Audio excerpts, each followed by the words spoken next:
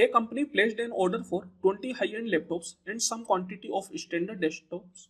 The price of a high-end laptop was 5 times that of a standard desktop. Due to a mistake, the number of laptops and desktops were interchanged in the delivery.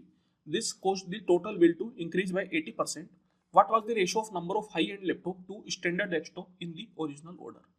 तो देखिए बोला जा रहा है कि एक company है जिसके पास हाई एंड लैपटॉप 20 है और स्टैंडर्ड डेस्कटॉप है जिसकी संख्या अपन को नहीं दे रखी, लेट्स से एक्स मान लेते हैं। बोला जा रहा है कि जो हाई एंड लैपटॉप है उनका जो प्राइस है वो स्टैंडर्ड डेस्कटॉप के कंपैरिजन में 5 गुना है। अगर मैं स्टैंडर्ड डेस्कटॉप का प्राइस 1 रुपये मानूं तो जो हाई एंड लैपटॉप है उनका प्राइस हो जाएगा 5 रुपये। तो हाई एंड लैपटॉप की जो टोटल वैल्यू बनेगी वो बनेगी 20 इंटू 5 और स्टैंडर्ड डेस्कटॉप की बनेगी x इंटू 1।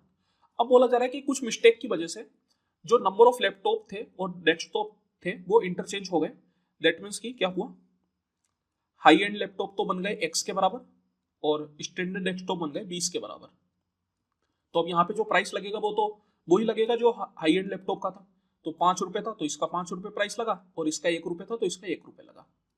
इस वजह से जो टोटल एक्सपेंडिचर है वो 80% बढ़ गया। तो अपन से पूछा जा रहा है कि हाई एंड लैपटॉप और डेस्कटॉप का रेशियो क्या था ओरिजिनल वाले में।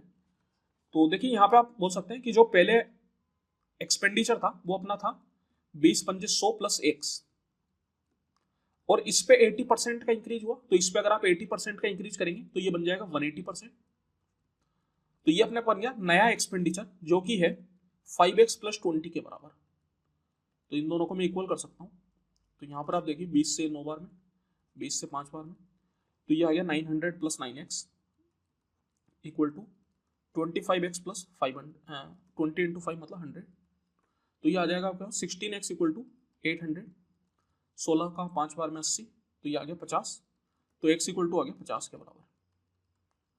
तो यहाँ पर देखिए आप हाई एंड लैपटॉप थे 20 और डेस्कटॉप थे 50, तो इनका जो रेशियो होगा वो हो जाएगा 2:5। यहाँ पे अपन से एक बात आपको ध्यान रखनी है, ओरिजिनल ऑर्डर का पूछ रहा है। ओरिजिनल ऑर्डर कौन सा है, ये ऊपर वाला, तो इसी का रेशियो लेंगे तो आंसर क्या हो जाएगा 2:5, ऑप्शन नंबर 4।